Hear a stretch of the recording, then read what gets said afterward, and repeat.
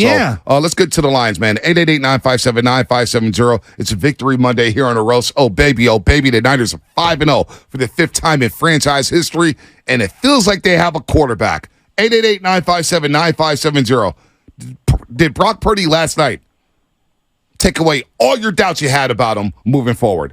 Or do we have to wait until January? 888-957-9570. Uncle Gene in Oakland. What's happening, Uncle Gene? Good morning. Good morning. How about them Niners? Man, what a beatdown. Yeah. Hey, as far as Purdy, last night didn't convince me that he's a franchise quarterback. I was convinced, actually, after the second playoff game last year that he won. No, I've been on his wagon from the beginning. I've been comparing him to Joe Montana and taking a lot of blowback from it, but maybe I won't get so much now. Hey, no, maybe you're not. It's Gene. I don't like saying those, but he does remind me of a young Montana, Gene, young Brady. What's your favorite part of Purdy? What's your favorite thing? The toughness, the focus. I don't know. It's hard to say. It's hard to pick one thing. I mean, he's accurate, like you say. He reads the field. He's undeterred. I mean, he's another one of those undersized and underappreciated, underrated guys. Like Joe was, and like Curry was. I mean, and I hope the national narrative stays the same. Frankly, I hope they continue to underrate this guy because he's got a chip on his shoulder. He's out there to prove himself. I want him to keep that because as long as he's got that, I think he's going to be a fabulous quarterback. I'm with you. He is. Purdy is going to be a fabulous quarterback, and he's got the weapons. He understands that it's not just him. He understands that, man, I got Debo. I've got McCaffrey. I've got Kittle. I've got Big Trent Williams protecting me against Micah Parsons and shutting out number 11. I've got Brandon Ayuk, who him and I, we're making sweet music together. Whether it's out routes, back shoulder throws, slants, post, doesn't matter. Ayuk and Purdy, they're like this. They're connected at the hip. So if you're Brock Purdy, you're saying, just don't mess this up. Don't screw this up. Don't throw the oh-no throws. I don't need to. He doesn't throw any oh-no throws, like none. Even the ones into like double coverage, he throws it down and low where only his guy can make a play on him.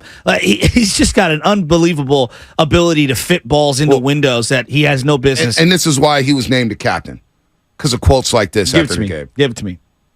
Yeah, I mean, like we said before, this team doesn't have, any ego. Everyone wants to win. I feel like everyone knows that they're good, and so it's going to be just a matter of time with their game. This game, George had, the touchdowns, he had opportunities, but still, Debo, B.A., Christian, everyone's able to contribute, J.J., and so, their time comes, and so they know that. But at the end of the day, we put winning first. That's what we want to do. There's no, selfish times where, guys are coming up to me saying, hey, man, I'm open, you got to throw it to me or anything like that. So I'm very lucky and fortunate for that, and we'll just keep it rolling. Last one here, Shasky. Has he ever clicked this much with an offense on whether it's a high school team, a college team, or, of course, his only pro team, the 49ers? Yeah, I don't know if I've ever felt, like feeling this good just with the offense and everything as a whole. I can't really think of a time. There's some good games, he played back-to-back games in college. But, right now, it feels like everyone's just on a mission, man. Like the mindset is right where it needs to. Everyone's so detailed in what they do. Play calls are great. So it's like all I got to do is go out there, do my job, and that's it, and just play ball. So obviously we feel good where we're at, but there's still areas we can still get better at. So his podium game is A+. Like, there's no doubt about it. Just the way he conducts himself. He conducts himself like a franchise quarterback. Right. But here's an element. I'm glad you brought up that teammate thing. When you go to Alabama and you are throwing, like we're watching Mac Jones right now, and I don't think that the personnel for New England is good at all, and I don't think the coaching's great right now. No. I can't believe you're saying that out loud. The coaching's not great in New England. No, it's not. Point being, when you're throwing to like Jalen Waddle and, Ruggs, who was a great player in college, Ruggs, when you're throwing to elite players all the time, your job is a little easier, right? We all acknowledge that. We're not saying that you don't get credit for making those throws. I do think that there is something here where, and I'm watching Caleb struggle a little at USC because he doesn't have the greatest team around him, but he's still a great talent. But I think there's something to be said for Brock playing with, he had Breece Hall, but he had some, not elite players. David Montgomery, They Hakeem weren't winning Butler. routes left and right. Well, it goes both ways, right? It goes both ways. One, I look at the conference in the Big 12 where they're allowing everybody to score 30, 40. Yeah, So I don't want to take but they that away weren't from the Brock best Purdy. team. They were not the best team whatsoever. I think there's something to be said for that. There is something to also be said for taking advantage of having all-stars on your college football team. There's no because doubt. you got to keep those guys happy. What's the excuse for Tua Tagovailoa? He's playing great football No, he's right playing now. amazing. He took advantage of those weapons. No doubt. Jalen Hurts at times took advantage of those weapons. Agreed. Goes to Oklahoma. Yeah, CeeDee Lamb. CeeDee Lamb doesn't have a drop-off at Oklahoma, and he played with 3 different quarterbacks at Oklahoma. So I hear what you're saying. I hear what you're saying. There is something I'm talking to about that. quarterbacks being able to make plays, and when you're under duress left and right, I just think it builds up a callus. And not everyone's going to survive. Right. I think it built up a callus for Brock Purdy, and now he's in a setting where he's like, I pick your poison. Let me defend Mac Jones for a second, because I didn't want Mac Jones. I did not want him. I actually just wanted him to make you suffer because you were getting on my nerves at the time. So I was like, you deserve Mac Jones.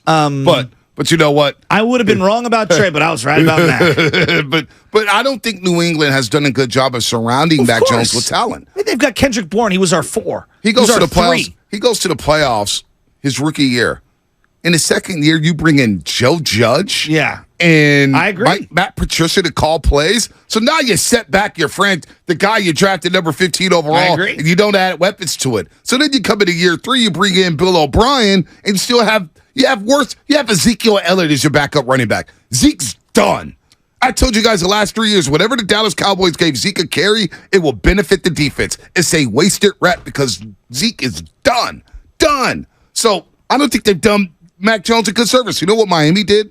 They said, okay, we have Tua here. Doesn't have the greatest they arm got strength. weapons. Let's build around Of Tua. course. Let's get him weapons. Same thing in Philadelphia. Let's bring him weapons. So I don't care where you played in college because Zach Wilson didn't play with the best guys in college, right? At BYU, he was still selected number 2 overall.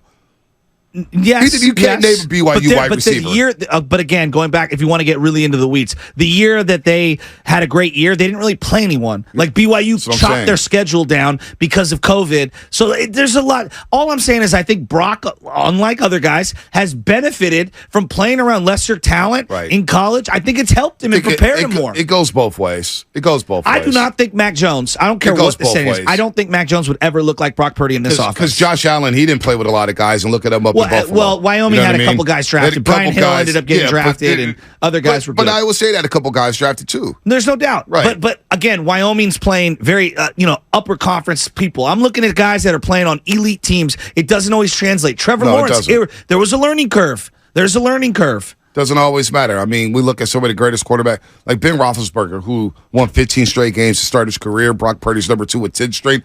Played at Miami of Ohio.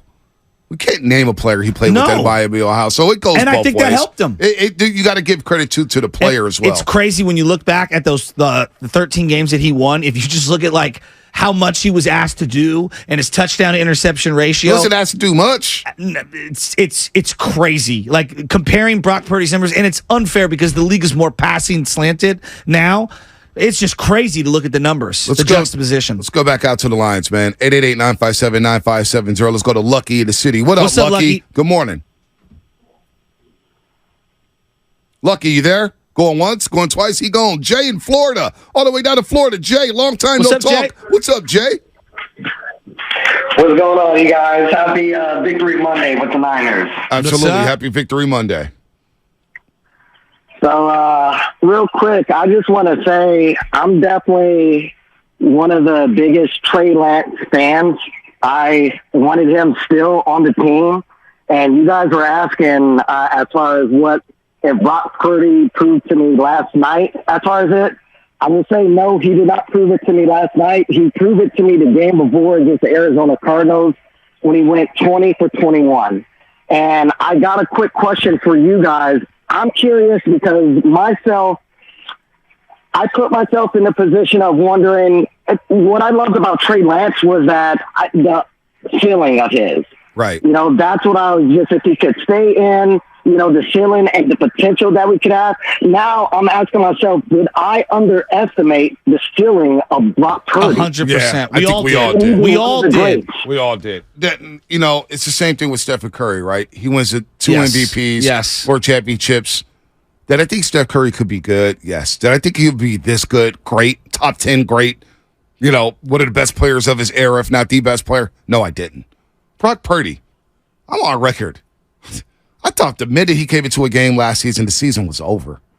And boy, then was I proven wrong. A lot of people were. But playing at this, when you go 20-21, the ball doesn't hit the turf. Then you go last night, and Shanahan, after the game, was saying, I thought he had one bad pass when he threw it behind Brandon Ayuk on the slant. That was it. Like, you see the game. You're watching with your own two eyes. Even the Brock Purdy haters got to say, you know what? Maybe this is the dude. What is there to hate? Hey, there's nothing to hate. If anything, we should embrace the story. Like, we all love underdog stories, right? Yes. We all love it. His dad at the flea market turning around, looking at the TV, he's like, wait, is that my son in the game? Unbelievable. Oh, my God. And you score 30-plus against Miami Dolphins, and then you outduel Tom Brady the next week? How can you not like this? Last pick of the NFL draft. Now the captain of your football team, and you have the most prolific offense for the 49ers since maybe 98, 03. I mean, we're talking 15, 20, 25 years. Well, I understand from a fan's perspective not wanting to get too over the top with somebody too early on, right? Like, we've done this in sports all over the place. Like, Casey Schmidt's a great example. Guy was red hot for 2 weeks, right? Right. He wasn't the quarterback of my team, right? And I know we saw Sean Hill have good weeks. We saw Alex Smith have good weeks. We saw Kaepernick have good weeks. It hasn't looked like this. This is too much. It's too big. The sample is too big. So whether you believe day one, week 6, now, it really doesn't matter. Just hop on. I'm not here to say what you thought before. What do you think now? Yeah, that's really all that matters. You know what I think now? Not only do you have a quarterback in Brock Purdy, but now I have belief that, this is going to be a super ending.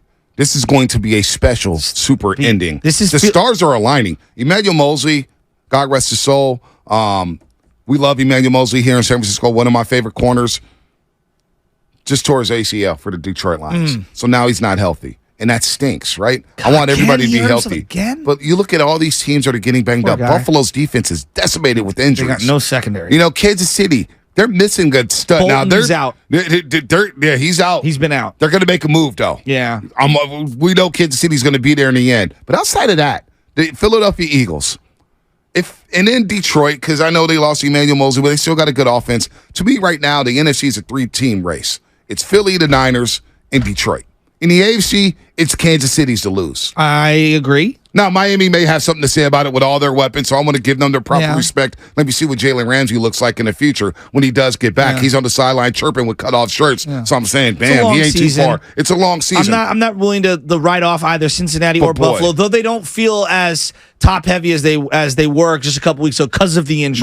Right, but it feels like with Brock Purdy playing at this level, and all the weapons. And if you could stay away from a major injury, we'll await the news on Aaron Banks because that has me concerned. It's an upper bicep injury. Yeah. Shanahan was explaining that the lower biceps is the one to worry about. That's a season ender. Upper bicep, maybe you could get through it. But I don't want him missing any games. I don't want him missing the Cleveland game. But outside of that, these stars are aligning for the 49ers to have a super ending in Las Vegas. I'm telling you, man.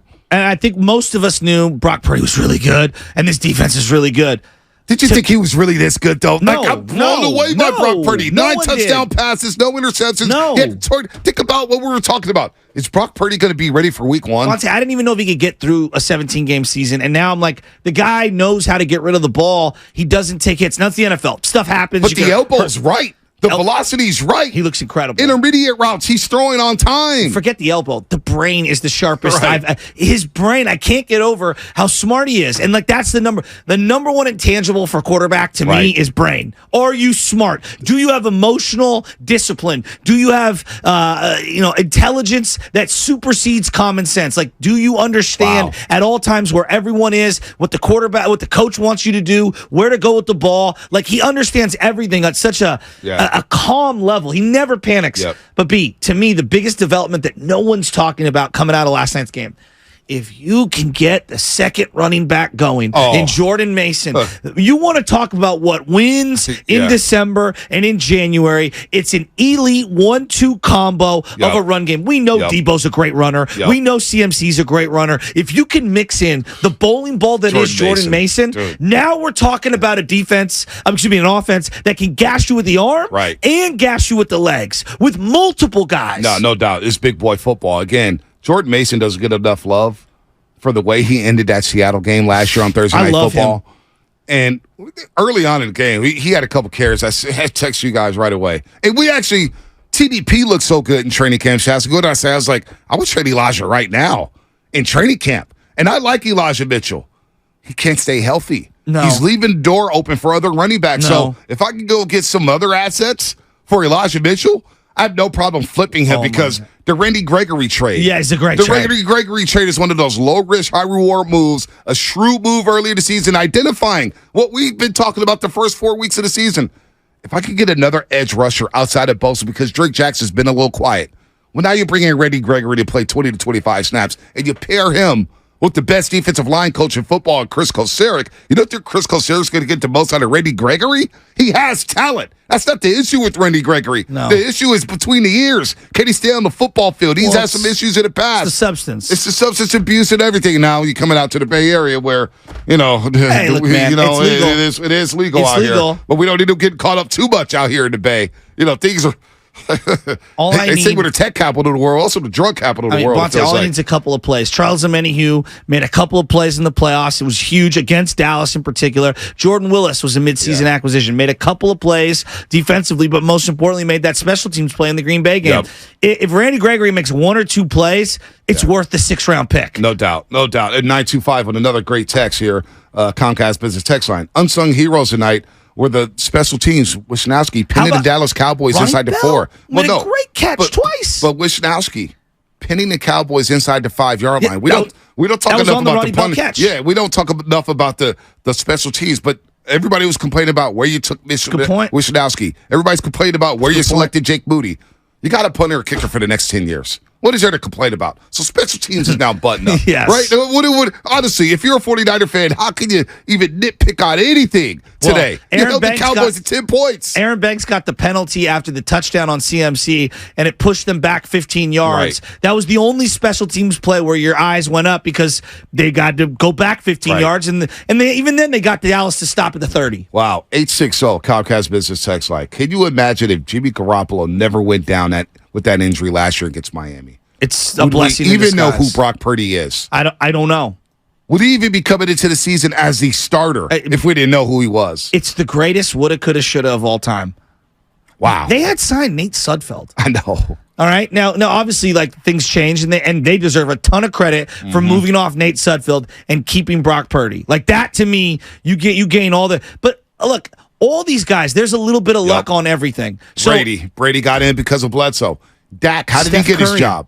How did Dak get his job? Injury. Because Tony Romo got hurt. Yeah, exactly. Brett Favre, how did he get his shot? Don Majkowski got hurt, the Magic Man in Green Bay. Exactly. Everybody forgets about him. He was the dude. He went to Candlestick Park and beat Montana. Steve Young, he was traded here because Montana was injured and then got his first opportunity because Montana was out for 2 years with an elbow injury. Jalen Hurts got his opportunity. Yes. Why? Because Carson Wentz couldn't stay healthy. Good call. Let's go to